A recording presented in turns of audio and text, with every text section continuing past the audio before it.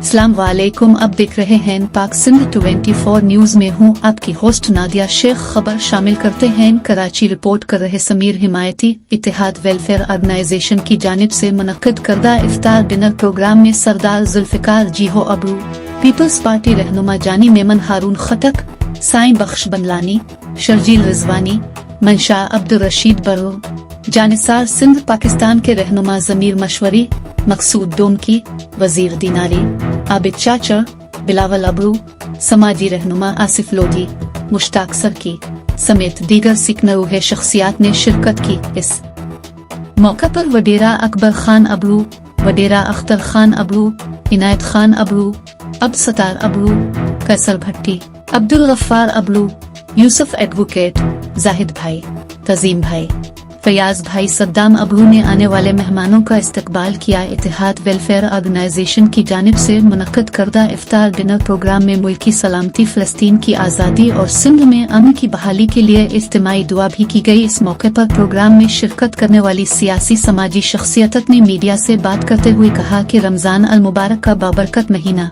हमें रवादारी का दर्स देता है। इस बाबरकत महीने में इस तरह के प्रोग्राम का मुनक्किद होना खुश आइन है। इस तरह के प्रोग्रामों में बगैर सियासी रंग व नस्ल की तफरीक के एक जगह जमा होते हैं और मोहब्बतों का तबादला करते हैं।